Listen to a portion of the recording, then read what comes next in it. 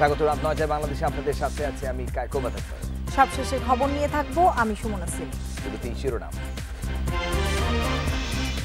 ক্ষমতায় এলে ঢাকায় এলিভেটেড রিং রোড ও পাতাল রেল হবে, শেখ হাসিনার প্রতিশ্রুতি।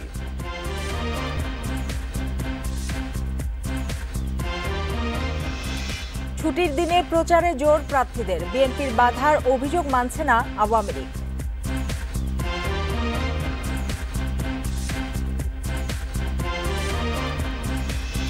কাল মিরপুরে সিরিজ নির্ধারণী তৃতীয় টি-20, জিতেই বছর শেষ করতে চায় টাইগাররা।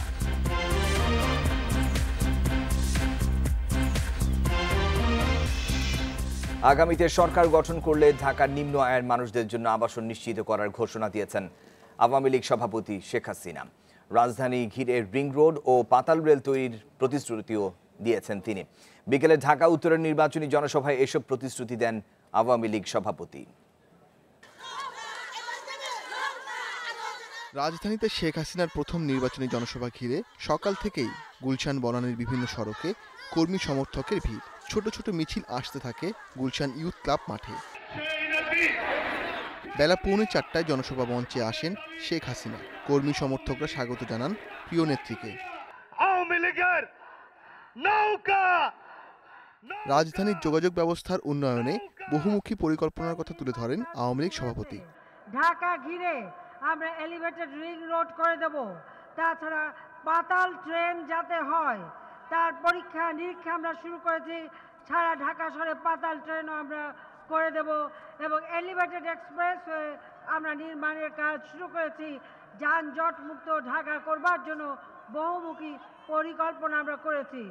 সবার জন্য আবাসন নিশ্চিতের অংশ হিসেবে বস্তিবাসীর জন্য সরকার ফ্ল্যাট তৈরি করছে বলে জানান শেখ হাসিনা। উন্নয়নের ধারাবাহিকতা রাখতে নৌকা মার্কায় ভোট চান রাজধানীবাসীর। কেউ যদি দৈনিক হারে ভাড়া দিতে চায় দৈনিক হারে ভাড়া দিতে পারবে, সাপ্তাহিক হারে ভাড়া দিতে পারবে, মাসিক ভাড়া দিতে পারবে। যে যেভাবে চাইবে সেইভাবে ব্যবস্থা করব। ইতিমধ্যে প্রকল্প নিয়েছি, ইনশাল্লাহ আগামীতে সরকার আসতে পারলে এই প্রকল্পগুলি বাস্তবায়ন করে যাতে প্রত্যেকটা মানুষ, স্বল্প আয়ের মানুষ, নিম্ন আয়ের মানুষ যেন সুন্দরভাবে বসবাস করতে পারে। বর্তমান সরকার বিদ্যুৎ ও সুপেয় পানির অভাব দূর করছে দাবি করে এসব ব্যবহারে সাশ্রয়ী হওয়ার পরামর্শ দেন তিনি। বিদ্যুৎ উৎপাদনে যে খরচ হয় সেখানে আমরা ভর্তুকি দিই, খরচের টাকাও আপনাদের কাছ থেকে নেই না, কিন্তু আপনারা বিদ্যুৎ যেন অপচয় না হয়, সকলেই বিদ্যুৎ ব্যবহারে সাশ্রয় হবেন। জনসভায় ঢাকা মহানগরের বিভিন্ন আসনে নৌকার প্রার্থীদের পরিচয় করিয়ে দেন আওয়ামী লীগ সভাপতি। ঢাকা 1 সালমান ফজলুর রহমান। Ashiq Hossain, Independent News, Dhaka. নির্বাচনী প্রচারে বাধা দেওয়া হচ্ছে, বিএনপির এমন অভিযোগ ভিত্তিহীন বলে দাবি করেছেন আওয়ামী লীগ ও মহাজোট প্রার্থীরা। দুপুরে এলিফ্যান্ট রোড ও নিউ মার্কেট এলাকায় প্রচার চালান ঢাকা 10 আসনের আওয়ামী লীগ প্রার্থী শেখ ফজলে নূর তাপস।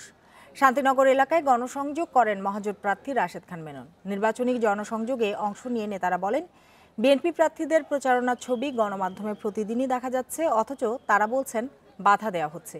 এলাকার সমস্যার সমাধানে নানা প্রতিশ্রুতি দিচ্ছেন আওয়ামী লীগ ও মহাজোট প্রার্থীরা। বিএনপি মহাসচিব মির্জা ফখরুল ইসলাম আলমগীর বলেছেন, এক ব্যক্তি আর এক দলের শাসন চলতে দেওয়া হবে না। নারায়ণগঞ্জে ঐক্যফ্রন্ট প্রার্থীর পক্ষে প্রচারে গিয়ে এই মন্তব্য করেন তিনি। এর আগে নারায়ণগঞ্জ 5 আসনের ঐক্যফ্রন্ট প্রার্থী SM আকরামের পক্ষে প্রচারে অংশ নিতে যাওয়ার পথে মদনপুরে রাস্তা অবরোধের খবর পান। পরে পুলিশি নিরাপত্তায় বিকল্প পথে জনসভা স্থলে পৌঁছান ঐক্যফ্রন্ট নেতারা। এদিকে ছুটির দিনে রাজধানীতে সকাল থেকেই প্রচারে দেখা গেছে ঐক্যফ্রন্ট ও বিএনপি প্রার্থীদের। টিকাটুলিতে লিফলেট বিতরণ করেন ঢাকা 6 আসনের সুব্রত চৌধুরী। নেতাকর্মীদের নিয়ে প্রচার চালিয়েছেন ঢাকা 8 আসনের প্রার্থী মির্জা আব্বাস।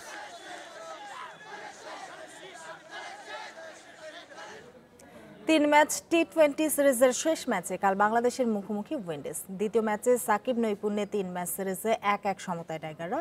মিরপুর শেরে বাংলা ক্রিকেট স্টেডিয়ামে সিরিজ নির্ধারণী ম্যাচ শুরু বিকেল 5টায়।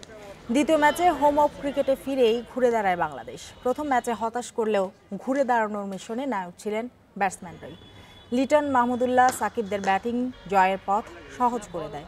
সিরিজ জিততে ব্যাটসম্যানদের আরেকটি উজ্জ্বল পারফরম্যান্স চাইবে ম্যানেজমেন্ট। সাকিব মিরাজ ঘূর্ণিতে দিশেহারা উইন্ডিজ ব্যাটসম্যানরা, তবে পেস বোলিং নিয়ে আছে দুশ্চিন্তা।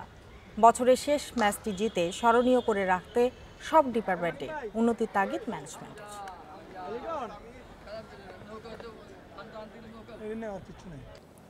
সুই সুতার বুননে ভাগ্য পরিবর্তন করেছেন জয়পুরহাটের খেতলাল উপজেলার আলমপুর গ্রামের নারীরা। সমাজে পিছিয়ে পড়া নারীদের এগিয়ে নেওয়া এ উদ্যোক্তার নাম জোবেদা আক্তার। তার প্রতিষ্ঠানে নকশি কাঁথা তৈরির প্রশিক্ষণ নিয়ে গ্রামের সুবিধাবঞ্চিত নারীরা হচ্ছেন স্বাবলম্বী। জয়পুরহাটের খেতলাল উপজেলার আলমপুর গ্রাম। এখানকার ভাগ্য বিড়ম্বিত নারীদের ঘুরে দাঁড়ানোর গল্প এখন মুখে মুখে। গল্পের সূত্রপাত এই গ্রামেরই এক নারীর হাত ধরে। জোবেদা আক্তার বিয়ে হয় 1986 সালে। সে সংসার টেকেনি। বসিনা থেকে গ্রামীণ দুস্থ নারীদের জন্য প্রতিষ্ঠা করেন স্বদেশপ্রীতি নামে একটি বেসরকারি প্রতিষ্ঠান। সেলাই কাজ করে স্বাবলম্বী হওয়ার সুযোগ তৈরি করেন অবহেলিত, অসচ্ছল আর নির্যাতিত নারীদের জন্য। নারীদের দুর্দশা দেখে আমার হৃদয়ে বেদনা অনুভব করি। তাই 100 জন মহিলা নিয়ে আমি একটা সংগঠন তৈরি করি। সেখানে নকশি কাঁথার প্রশিক্ষণ দেই এবং এইগুলি বাজারজাত করি। সেখান থেকে আমরা যে প্রফিট পাই তা দিয়ে সচ্ছলভাবে চলতে পারি। শুধু জোবেদা আক্তারই নয়, তার এই ছিল রাত 9টায় বাংলাদেশের আজকের আয়োজনে। তার আগে বিদায় নেব। সবসময় সবশেষ খবর জানতে চোখ রাখুন ইন্ডিপেন্ডেন্ট টেলিভিশনে।